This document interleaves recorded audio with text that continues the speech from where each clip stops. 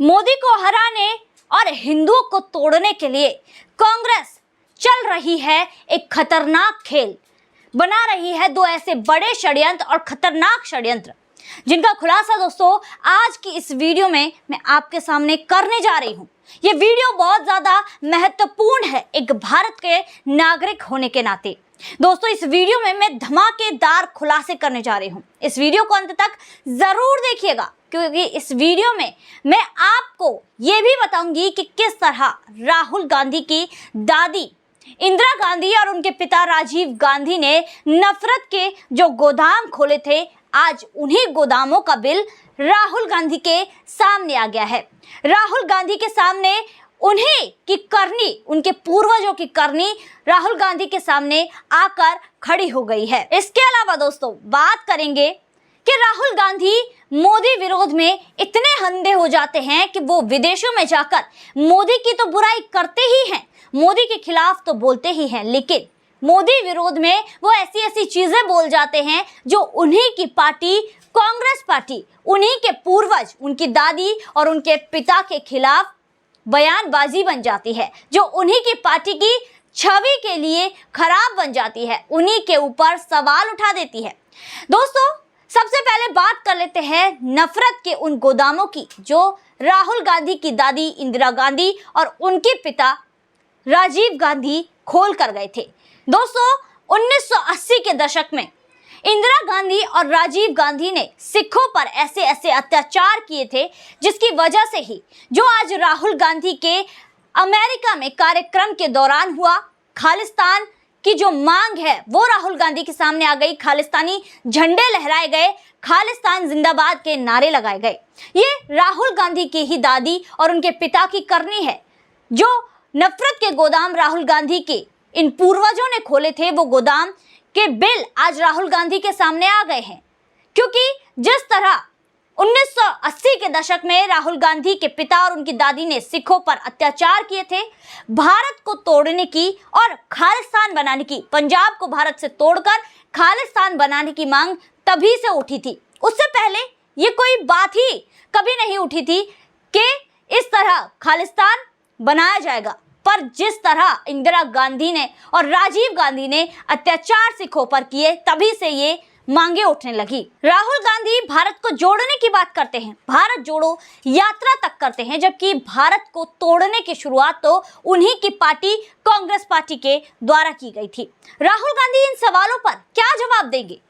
दोस्तों इसके अलावा राहुल गांधी लगातार मोदी विरोध करते हैं और अलग अलग हर विपक्षी के पैतरे होते हैं कि वो मोदी का विरोध कैसे करते हैं। जैसे केजरीवाल ने विधानसभा को लिया हुआ है, जब भी मोदी के खिलाफ बोलना होता है विधानसभा में जाकर बोलता है। वैसे राहुल गांधी ने भी एक तरीका अपनाया है, वो है विदेश। राहुल गांधी को जब भी नरेंद्र मोदी जी के विरोध में जहर उगलना होता है तब वो विदेश चले जाते हैं और वहां पर जाकर मोदी विरोध को हवा देने की कोशिश करते हैं।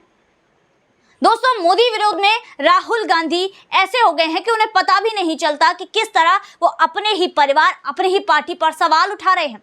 राहुल गांधी ने जैसा कि अमेरिका में कहा, मंगलवार को एक कार्यक्रम के दौरान राहुल गांधी भारत में अल्पसंख्यकों पर हो रहे अत्याचारों के बारे में बोल रहे थे कि भारत में जो माइनॉरिटी है उस पर अत्याचार हो रहे हैं।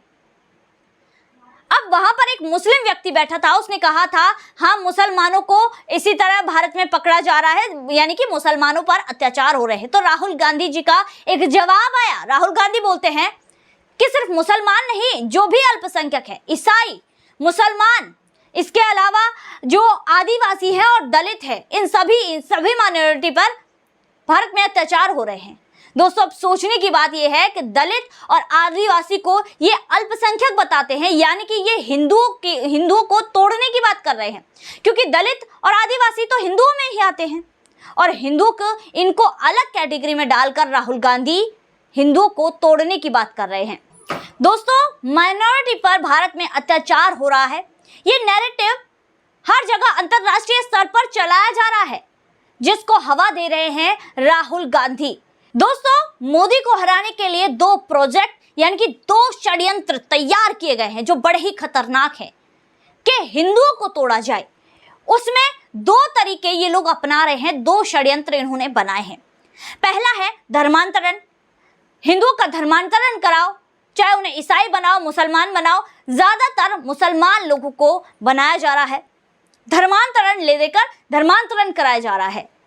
और दूसरा है दोस्तों, दूसरा है कि हिंदुओं को हिंदुओं से ही अलग कर दो, यानी कि हिंदुओं को भागों में बांट दो, पार्टीशन उनका कर दो। तभी लगातार ये बातें चलाई जा रही है, ये narrative Rahul Gandhi and gang के द्वारा फैलाया जा रहा है कि आदिवासी और दलित हिंदुओं से अलग हैं।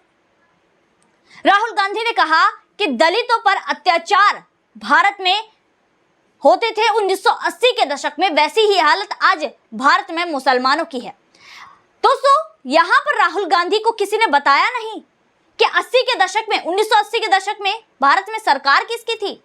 क्या राहुल गांधी ये नहीं जानते कि 80 के दशक में कांग्रेस की, केंद्र में कांग्रेस की सरकार थी? और जो उदाहरण उन्होंने दिया कि उत्तर प्रदेश में खास तौर पर दलितों की हालत ज्यादा ही खराब थी, दलितों के साथ भेदभाव ज्यादा किया था, तो बता दूं उत्तर प्रदेश में भी कांग्रेस की ही सरकार थी। और 1984 से 1989 तक उनके पिता राजीव गांधी भारत के प्रधानमंत्री थे। क्या राहुल गांधी को ये किसी ने नहीं बताया? क्या राहुल गांधी को पता नहीं है कि केंद्र में उनकी सरकार थी? ऐसी बात करके तो वो अपनी ही पार्टी, अपने ही पूर्वजों पर, अपने ही लीडरों पर, जो पहले पूर्व लीडर हैं, अपनी ही दादी और अपने पिता पर सवाल उठा रहे हैं, अपनी ही पार्टी पर सवाल उठा रहे हैं। दोस्तों, राहुल गांधी मोदी विरोध में इतने अंधे हो चुके हैं कि वो अपनी ही पार्टी के खिलाफ क्या बोल गए, शायद उन्हें ये भी नहीं पता। इसका मतलब तो ये है कि कांग्रेस पार्टी ने ही भारत में दलितों के साथ अत्याचार किए थे, और आज यही कांग्रेस पार्टी अब दूसरों पर सवाल उठाती है, जब खुद की ही पार्टी, खुद की ही सत्ता ने इतने ऐसे काम किए थे, तो इनका क्या हक है कि ये दूसरी सरकारों पर सवाल उठा सके? राहुल गांधी भूल गए कि पिछले आजादी के बाद 75 सालों में से 55 साल से ज्यादा, या 55 साल ही कहिए, तब तो कांग्रेस की और उनकी समर्थकों की ही सरकार रही है। तब इन लोगों ने दलितों और आदिवासियों के लिए क्या किया है? अगर उसका आधा भी ये लोग इन लोगों के लिए करते तो आज इनकी स्थिति ये नहीं होती। और राहुल गांधी शायद भूल जाते हैं कि पिछले 9 सालों में जो दलित और आदिवासियों के लिए किया गया है, अगर उसका आधा भी यहां पर ये कांग्रेस पार्टी इतने सालों में करती तो आज इन लोगों की स्थिति कुछ और ही होती। प्रधानमंत्री नरेंद्र मोदी के द्वारा जो भी योजनाएं चलाई जाती हैं केंद्र से, वो सारी योजनाएं इन लोगों को मिलती है। मुफ्त राशन, 80 करोड़ से ज्यादा जनता को मुफ्त राशन मिलता है। दोस्तों, देश की जनता को पेट भरने के लिए मुफ्त राशन दिया जाता है। क्या इन लोगों ने कभी मुफ्त राशन देश में बांटा है? डायरेक्ट पैसे लोगों के अकाउंट में ट्रांसफर किए जाते हैं। आज केंद्र के द्वारा जो भी योजनाएं चलाई जा रही हैं, वो सभी इन लोगों को मिल रही है। 80 करोड़ से ज्यादा लोगों को मुफ्त राशन मिल रहा है, लोगों का पेट भरा जा रहा है। क्या इनकी सरकारों ने कभी भी देश की जनता की भूख की चिंता की? क्या उन्हें कभी मुफ्त राशन दिया? क्या सोचा कि गरीबों के पास पैसे हैं या नहीं है राशन के लिए, उनके लिए भी कोई सुविधा की जाए? आज उज्ज्वला योजना के तहत गरीबों के घर में गैस चूल्हे की व्यवस्था की गई है। लगातार केंद्र से जो योजनाएं चलाई जा रही हैं, जो पैसे दिए जा रहे हैं, वो डायरेक्ट लोगों के अकाउंट में आ रहे हैं। पर ये लोग भूल जाते हैं, और ये लोग ये भी भूल जाते हैं कि जो ये केंद्र की योजनाएं हैं, आज यहां पर जो मुस्लिम लोग हैं, मुस्लिम ही इसका सबसे ज्यादा फायदा उठा रहे हैं। जो गरीब मुस्लिम हैं, उनको इन योजनाओं का सबसे ज्यादा फायदा मिल रहा है। ये बात राहुल गांधी नहीं कहेंगे, क्योंकि भाई ये प्रोपेगेंडा कैसे सेट करेंगे, ये अपना नैरेटिव कैसे सेट करेंगे अगर प्रधानमंत्री नरेंद्र मोदी की अच्छाइयां, उनकी सरकार की अच्छाइयां ये गिना देंगे? इन्हें सिर्फ मोदी विरोध करना है। दोस्तों, राहुल गांधी भूल गए कि 21 जून से नरेंद्र मोदी अपने कार्यकाल की पहली स्टेट विजिट अमेरिका की शुरू करने वाले हैं, और ये सम्मान का और मौका होता है, एक सम्मान होता है अगर अमेरिका से इस तरह निमंत्रण देकर किसी को स्टेट विजिट के लिए बुलाया जाए। भारत के तीसरे ऐसे व्यक्ति हैं नरेंद्र मोदी जी जिन्हें अमेरिका आमंत्रित करके बुला रहा है। पहले थे डॉक्टर राधाकृष्ण, दूसरे डॉक्टर मनमोहन सिंह जिन्हें सिविल न्यूक्लियर डील के पुरस्कार के रूप में बुलाया गया था, और तीसरे हैं माननीय प्रधानमंत्री नरेंद्र मोदी जी जिन्हें उनकी लोकप्रियता और उनके कार्य कौशल की वजह से, उनके राजनीतिक कार्य कौशल की वजह से बुलाया जा रहा है, बड़े ही सम्मान के साथ बुलाया जा रहा है। दोस्तों, एक बड़े ही सम्मान का विषय है। राहुल गांधी ये सारी चीजें कहाँ देखते हैं? उन्हें तो सिर्फ मोदी विरोध करना है। अमेरिका की जो प्रेसिडेंट है, उन्होंने खुद कहा कि मोदी जी इतने पॉपुलर हैं, आज तो उनसे जो है ऑटोग्राफ हमें लेना चाहिए। हमारे देश के बड़े बड़े लोग उनसे मिलने के लिए मीटिंग करना चाहते हैं। दोस्तों, ऐसे प्रधानमंत्री नरेंद्र मोदी जी की राहुल गांधी छवि खराब करने की कोशिश कर रहे हैं। और दोस्तों, आपने देखा होगा, वो वीडियो भी जरूर देखा होगा, जब राहुल गांधी का वो कार्यक्रम हो रहा था, ऐसा लग रहा था कि कुछ लोगों को जबरदस्ती इस कार्यक्रम में बुलाया गया हो। और नरेंद्र मोदी जी की लोकप्रियता ये है कि लोग, तमाम लाखों की संख्या में लोग जुट जाते हैं सिर्फ नरेंद्र मोदी जी की एक झलक पाने के लिए, क्योंकि आज नरेंद्र मोदी जी की जो लोकप्रियता है वो आसमान छू रही है और भारत विश्व गुरु बनने की कगार पर आगे चल दिया है। दोस्तों, आज की वीडियो में बस इतना ही। फिर मुलाकात होगी ऐसी वीडियो के साथ। तब तक के लिए हमारे साथ जुड़िए, हमारे चैनल को सब्सक्राइब कीजिए, वीडियो को लाइक कीजिए और शेयर जरूर कर दीजिएगा। धन्यवाद।